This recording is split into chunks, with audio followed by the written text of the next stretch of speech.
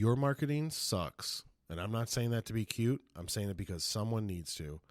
I'm Kyle Milan, owner of Milan Media, and we help companies stop the bleeding, kill the fluff, and build marketing machines that actually drive revenue. If you're tired of wasting budget, chasing vanity metrics, and getting ghosted by leads, you're in the right damn place. Let's get into it. Learn nothing was blocking me. I was the problem, the only one stopping me. I didn't like it, I had to refocus. Now I'm devoted, I know where I'm going. Controlling emotions, I'm owning the moment. In order to get it, see, you gotta want it. This type of flow In the industrial manufacturing industry, it's a male-dominated space, but women are up and coming. In celebration of Women's History Month, I sat down with Rebekah Fisher, who is a distinguished leader at CRG Automation, and had a one-on-one discussion with her about women in the manufacturing space. Please welcome Rebekah. Good morning, Nancy. Happy International Women's Day. I know, right? I'm happy you're on my show. Thank you so much for joining me today. Absolutely. Very excited to be here. Well, let's jump into it. One of the things that I want to start off talking about is one of the things that are basically near and dear to CRG and yourself, and that is your mission with the Department of Defense. Let's talk about that a little bit, because that has a bearing in so many aspects of you being a woman and dealing with that department. So absolutely. So funny enough, I almost dressed up like Rosie the Riveter today in honor of, International Women's Day. But I think what's so interesting with our mission at CRG Automation, we are a full service industrial automation firm. So where our history started out in packaging, and we still do robotic palletizing cells and case erectors and all of that fun stuff, we were brought in by the Department of Defense under PEO Aqua, which is the Assembled Chemical Weapons Alternative, to help with their mission of demilitarizing the chemical warheads that are left remaining in the U.S. And it is a very powerful mission to be a part of, knowing that we are helping to rid the world of chemical warheads. And if you imagine, these warheads have been around since the 50s and 60s. So really around the World War II era, they weren't used, but this is by international treaty. We have to, as a country, have these decommissioned by the end of September of 2023. And when CRG got brought in, one of the things that we are known for is to solve problems that leave other people scratching their heads. And what we found was they had an incredible team of people working on this, both in Richmond, Kentucky and Pueblo, Colorado. And they just needed a little extra help with the automation, because imagine, again, these are chemical warheads in extreme surroundings that have, dangerous ramifications if anything were to happen. So worker safety was of utmost importance. And being able to help and be a part of the team to redo the line at BGCAP, so Bluegrass Chemical Agent Pilot Plant out in Richmond, Kentucky, is really just an incredible mission that we have been a part of, and really so proud to have been able to help and continue. We're working on a project in our shop right now, our final project with both of the Army depots. And it's really just extremely rewarding to see how automation can truly enhance a process that was done differently just a few years ago. Yeah, and you had talked about, when you and I had a conversation about how we had sent missiles over to the Ukraine and how we're having to replenish that supply, and how you're a big part of that. Sure. It's, we're looking for our next mission, and you see it in the news daily that we have sent over so many warheads to Ukraine that we need to not only replenish our stockpile, but be able to help continue to send more munitions, specifically 155 millimeter missiles over to Ukraine and other NATO allies of ours. And so we are now working with teams all across the country to help them automate systems to increase production, right? That's the heart of automation, is truly the way to remanufacture in America, being able to produce more, take away, tasks that were, whether they were redundant or ergonomically incorrect for the worker, making things easier for workers. I think, you and I have had this conversation that I think a lot of people are scared by automation, thinking that it'll take away jobs, when in essence, it truly brings an additional set of hands, right? Literally set of hands, whether it's an end of arm tool on a robot or a CNC, machine, a tending machine, those things all help to make our workers' lives easier and really increase production to meet demand, whether that's, again, in the packaging world, in the ammunition world, in, the automotive world. Automation is truly just the way of the future, and embracing it earlier rather than later will help so many companies as we continue to move forward, especially as we look to reshore a lot of things that have been, taken away from the country and bring things back to America. Automation is a great way to enhance what a plant can do today and into the future.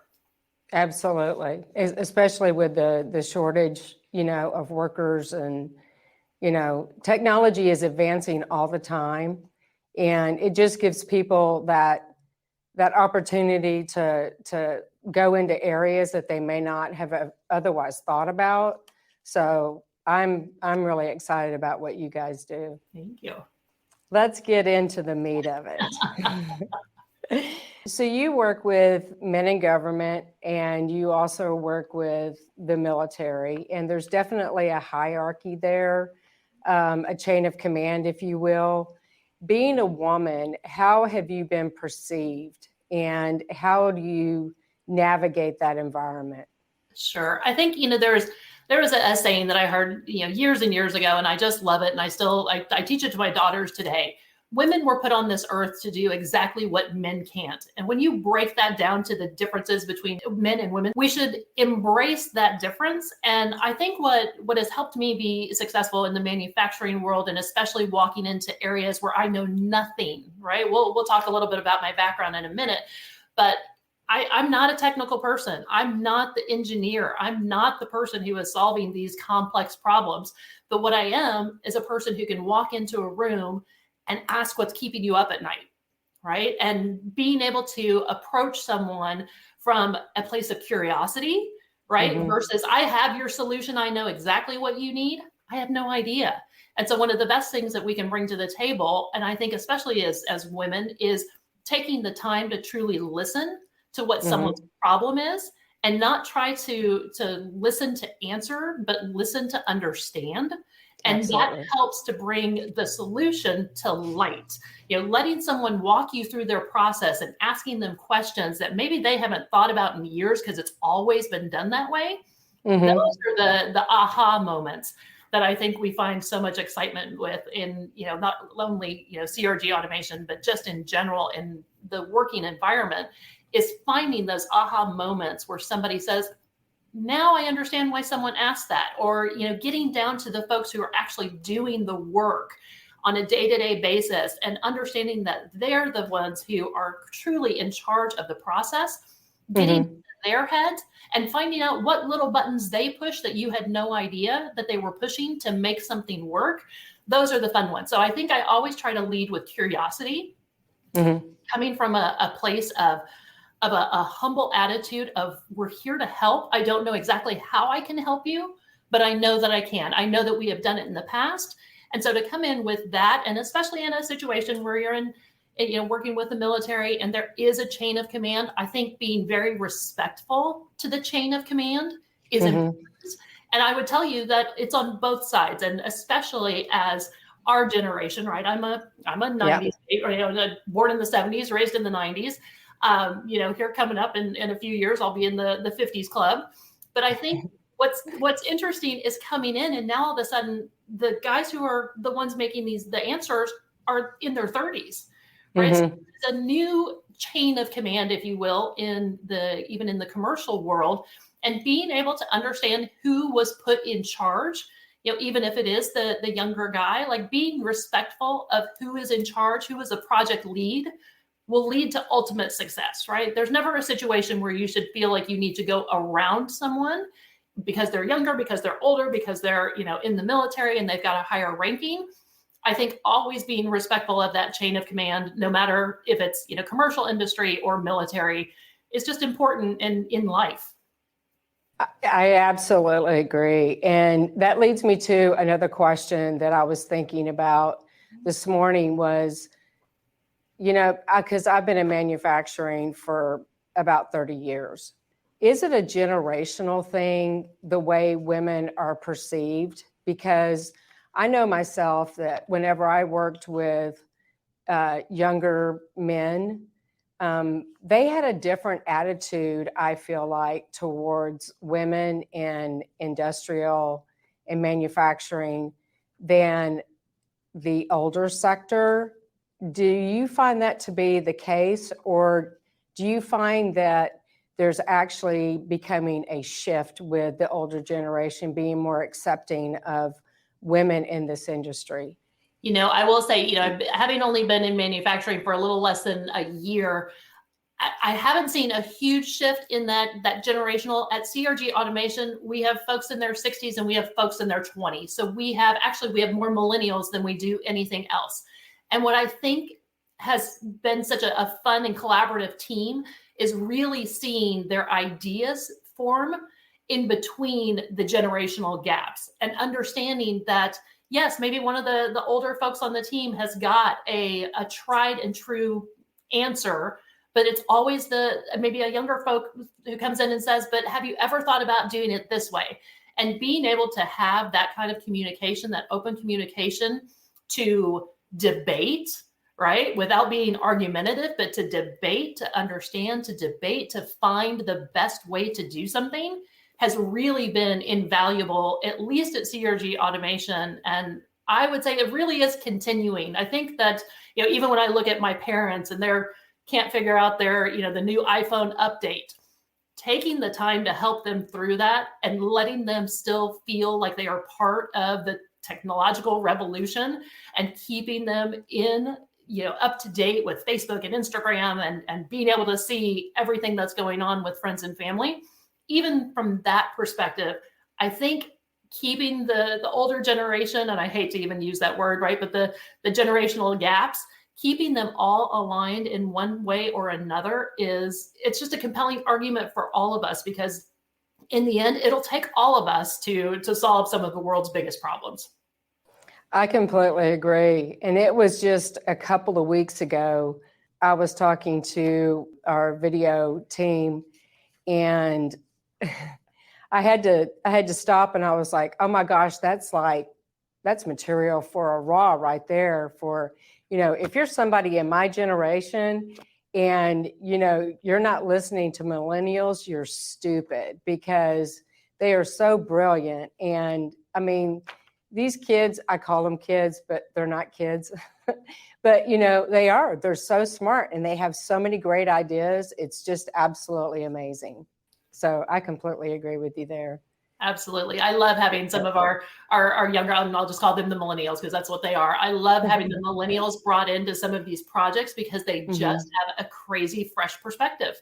And they really do. It's wild. And again, I have zero technical experience, so I'm eyes wide open all the time, being blown away by what they do. But there's a passion and an energy. And, when I think back to early in my career, I had that too. And I think it's just one of those things that if you are a culture of collaboration, bringing every layer into the mix, and especially in the automation and manufacturing world, I love nothing more than having our shop guys and our engineers go head to head to solve a problem.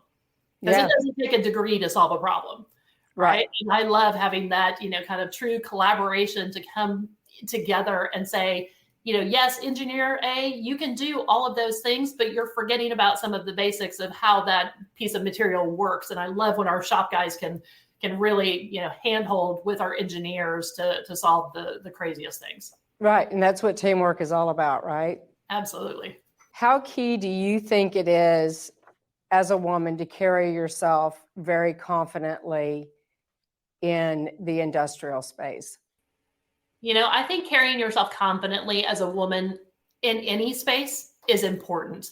One of my best pieces of advice came from my grandmother, and it was always lead with a smile, right? Like, who doesn't like to be smiled at? Being able to smile and see someone reciprocate, like, who doesn't like to have that warm introduction from across the room when you're walking into a meeting, when you're on a Zoom call? Always leading with a smile. To me, smile is one of just a sign of confidence, a sign of security.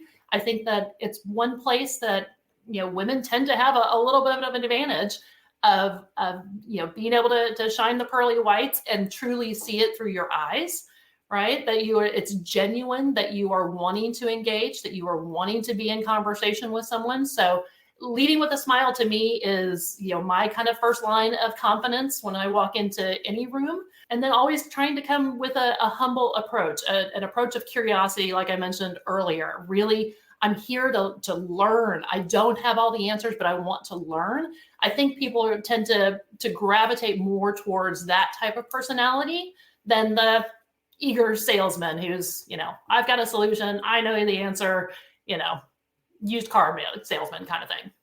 Exactly. And I asked that question because I had an occasion one time where I had an engineer who on a call said to me, "Little girl, you don't know how long I've been doing this. I've been doing this for 28 years and I'm telling you," and he goes into his spiel. And I had been selling urethane for about 6 years at that point. And I had to just put how I felt at the moment aside and say, "Well, sir, I know my product and I've been selling it for 6 years. And I am here to tell you that X, Y, and Z is causing your problem," And I think that if I had, lost that confidence in myself or shrank, that really would have impacted the relationship with the client. And as far as I know, there's still a client with the company that I worked for before.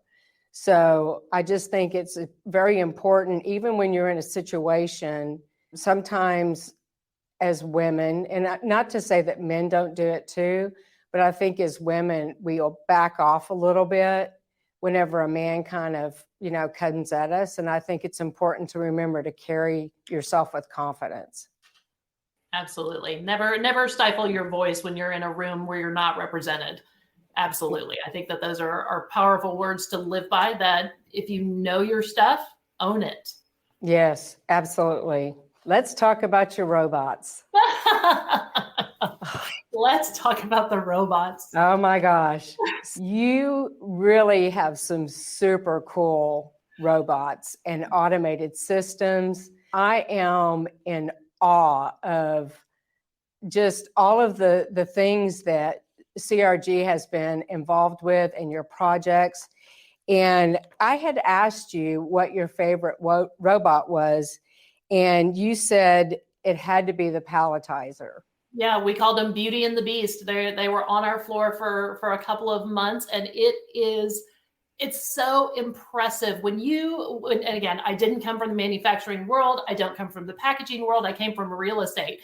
And so as a consumer, when you truly have no concept of how things make it to the shelves of the store, to understand what these facilities do to package, right? And, we're not talking about the sexiest thing in the world. This is, cartoners and case erectors and, tapes, case sealers and conveyors that lead packages. You insert the product into the package, into the case, you seal it up, you send it off down the conveyor, down to a palletizer where it gets put in a pallet pattern. Everybody knows what a pallet is, shrink wrapped, and then put on an 18-wheeler. Like, you truly have no concept of what goes into these amazing systems to get the products onto our shelves on a daily, hourly basis. And how many hours, these facilities that we have done some work for, they run 24/7, to make sure that we have the products that we use every single day on the shelves at the ready at any time. But yeah, our last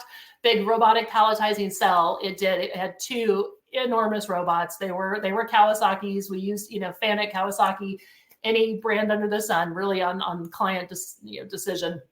But they were amazing with an incredible Jolin end of arm tool, vacuuming tool to pick up and be delicate with the cartons, the ability to change the pattern of the pallet. So based on how the product had to be received, some of them had to be flipped upside down so that it didn't break the carton. It really is impressive to see how much goes into it. And then to realize that the team that was doing this before we put these robotic, palletizing cells in their shop were doing it by hand. right? Like these are heavy boxes. And so I love being able to go into the shop afterwards and see the team of workers who were doing it before. And now they've been, risen up a level to help, make sure that the system is running correctly. It really is amazing when you think about how much goes into what we buy every day off the shelf. Absolutely. And you, again, I can't stress enough, if you're watching on LinkedIn and you love robots, you need to look up CRG Automation and look at some of the systems that they have built. They are incredible. One of the really cool things, and this goes into packaging, tell everyone about the robot that does the Pokemon The Pokemon dice. Uh-huh. So, we say that we'll solve any problem that someone brings to us. And, pick and place is an amazing thing. And we're working with a company out of Indiana right now where we're picking and placing Pokemon dice, right? Dice, teeny tiny little toys, and inserting them into a clamshell package. Where previously they were having laborers do this and putting them into these packages.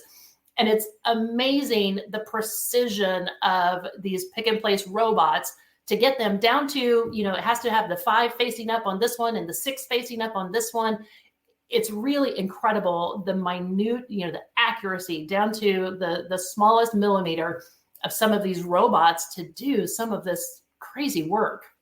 I know some people who would really be jazzed to see that kind of robot. Follow us on LinkedIn. I post stuff all the time on what's happening in our shop and factory acceptance test. It's a fun world. I will tell you that. And I know that we talked previously about coming from the real estate world, right? I had a big life event where I lost my husband and made a decision to move from Colorado to Kentucky, and ended up in manufacturing, right? And I want to make sure that women out there especially, and even men, but there is an incredible need in the manufacturing world for people, right? It's not women specific, it's not men specific, it is people specific.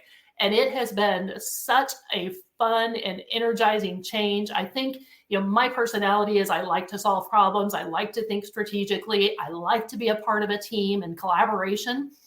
And I just have to say, it's been so much fun. And I will say that, while the women in the industry, we only make up, less than a third of the workforce, of the manufacturing workforce, it is a powerful team of women. And if you do get in this industry, I would absolutely encourage you to connect with myself, connect with Nancy, connect with the people and some of the women's organizations within the manufacturing space, because we have a voice and it's a big voice, right? And the more that we can bring the younger generation, I love mentoring. That was one of my favorite things to do in the real estate world. And I can't wait to have learned even more in the manufacturing world to be able to mentor a new and younger generation of women to come in and fill my shoes when I decide to retire someday. But it's a powerful group of women. And it's, I think it's fair to say this, right? You kind of get a tough chick label when you can hold your own in the manufacturing space. Yeah. And it's interesting how that can be perceived. Some people take it better than others. I mean, as long as you have a little bit of a soft touch, you still kind of have that little oomph to you, Yeah. Oh, and I have to give a quick shout out to MFG Tribe. That's how I was introduced to Nancy, was through Kyle. And I have to tell you, I've been in my career in real estate. We always had marketing. We had incredible marketing teams. We had incredible marketing companies that were part of the company that I used to work for. And coming into the manufacturing space, we worked with some amazing marketing teams, even here in Louisville. But the one place that I couldn't help because I didn't have the manufacturing background was coming up with content, right? And everybody knows that content is key. And so when I found Kyle and I found MFG Tribe, I have to tell you, if you are in the manufacturing world and you need a company that truly understands your needs, it's MFG Tribe, and I would give them a call. Shameless plug. Hey, we'll take it.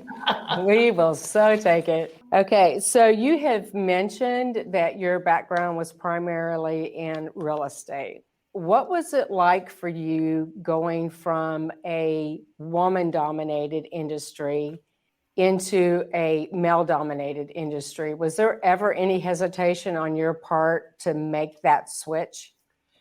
Absolutely. I think, and it's not, maybe it wasn't even the male and female dominated. It was the engineers that scared me more than anything, right? The people who tend to have all the answers, whether they're right or wrong. And I love our engineers, love them.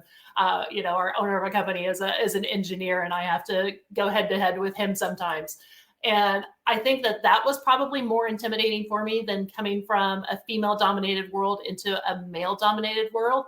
I think, at our age, whatever our generation is, Gen X, I think that, I know my value in a company. I know what I bring to the table, and I definitely know what I don't bring to the table.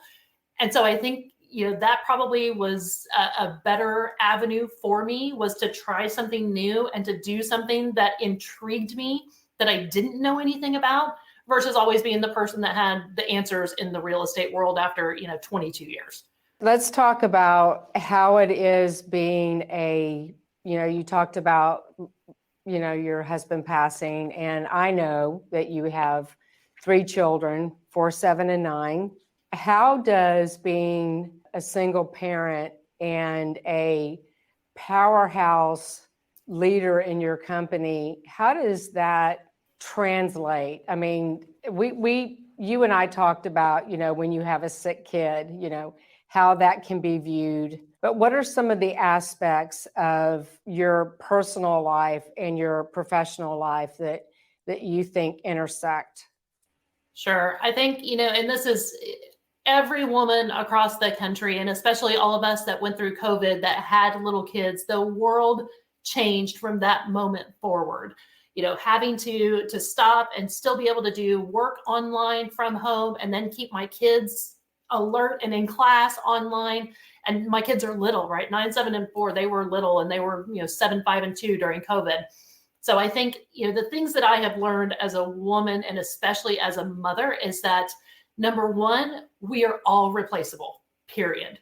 Right? No matter what job, what industry, you are replaceable. So the most important thing that you can do in the world today is take care of your family, right? A stronger family at home makes stronger adults later on to help, with everything that we've got going on. But I think number 2 is that I never apologize for being a mother, right? That is my number 1 priority. Work will always happen. Your connectivity, goodness, I'm online. I've got my phone. I can answer emails in the middle of the night. I can do a spreadsheet. Never apologizing for being a mother is a big one that I've learned. And it took a while, right? That fear of, oh gosh, I've got to stay home. I've got a sick one. Just this past week, we had a huge storm that came through, Louisville, Kentucky, and it knocked out power, and we didn't have power for 4 days. And, the school didn't have power the next day, even after ours was, brought back, and having to call in and say, guess what? I try very hard not to use the word I'm sorry. I think that women tend to automatically, someone bumps into you at the grocery store, and the first things out of our mouth is, I'm sorry. That's polite, but it's not necessary in the workforce, right? If you always would take it from a male perspective, and if they were a single father, whether, widow or on their own, whatever it is, there's all of us single mamas and single fathers out there. Not apologizing for having to take care of your children first, to me, is what has just defined how I think about things, because there's nothing to apologize for. If you are active in your job, if you produce in your job, no one will think twice about you missing a morning, a day, working from home when you have to. So I think that first and foremost is one thing that I've learned. And again, I was a mom later in life, so it took me a little bit longer to get here. But yeah, not apologizing for being a mom or having a sick kid. Like, excuse my language, but shit happens to all of us. And so just, kind of holding yourself accountable to what you still have to get done. We all know what we still have to get done to make the company continue to run, but not apologizing for it and just being real, kind of black and white about it, I think kind of gives me more credence to what a man would say to his boss if he was in the similar situation, versus the apologies, which again, I know as a woman, that we tend to lead with that. the I'm sorry's versus it is what it is. I'm home. Yes. And I mean, I was a single mom, and, I tried very hard. I was so cognizant of, trying not to miss work with my kid. I remember taking my kid to work with me one day, and he was asleep on the couch because, he was sick, because I didn't want to miss work. And I think that there's a better work-life balance now that I wish that we had before. It's the same for moms and dads, single moms, single dads. But I think that you're right. I think women, we just carry the I'm sorry, and really, I mean, we're doing double duty. Whether you're a father or whether you're a mother, you're doing double duty, and there's nothing to apologize for. And again, I think that's where that confidence comes into play. Yes, I would agree. Right. Yeah. You have confidence in what you do and what you bring to the table on a daily basis. And I think, as women, we probably think a lot more about what other people think of us. Mm-hmm. And I promise you, they're not thinking about you that way. Right. They don't have that much time. You don't have that much time. Right. You're giving them way more, you're giving yourself way more credit, because I promise it's not what's going through their head. So we're going to go ahead and close out the show with a couple of all about Rebekah comments. Okay. So if someone told you were going to be dropped off on a deserted island and said you can only take certain items, which of these would you choose? You could either have clothes or shoes. Ooh, shoes. Shoes, absolutely, every day. Got to protect your feet. Can I pick heels? High heels. Well, see, I was coming at it from the fact that I am a shoe hog. I have a variety of shoes. One makeup item, what would it be? Ooh, mascara. Oh my gosh. Okay. Mine would be chapstick. Ooh, that's a good one. I don't even know if that's considered makeup, but anyway, if you could have one book, what would the genre be? The genre, probably like World War II, something history. I'm a big history buff. Okay. Mine would be how to fix shit. I love that. Don't you already know all the answers? No, I've never built a raft before or a hut, and surely that would be in the book, right? It should be. It should be. Okay, and one tool, what would you take and why? Is a generator considered a tool? Electricity. I don't know. That's a machine. Good point. See, again, I'm not the technical. I'm not the mechanical person. Don't ask me. I just handle marketing and sales. I guess a hammer. Let's break open some coconuts. Okay, there we go. I was thinking a Leatherman because it had all sorts of different types of like a file and screwdrivers. Of course, you wouldn't have any screws, but you'd be able to do something with it, right? We're going to go ahead and close out the show. And I'd just like to invite anybody who is watching, if you would like to build your brand and you would like to be on my show, please reach out to me on LinkedIn or via email and let me know that you would like to be a guest, and we can set up a time to talk. And Rebekah, thank you so much for joining me today. I really enjoyed it and love your energy. Oh, thank you, Nancy. Bye. If you're still listening, it means you know I'm right. Your marketing sucks, but it doesn't have to. Fixing it is what we do at scale every day. So stop playing small and start making moves. Subscribe to Your Marketing Sucks and hit up Milan Media if you're ready to turn this thing around. Until next time, try and suck less.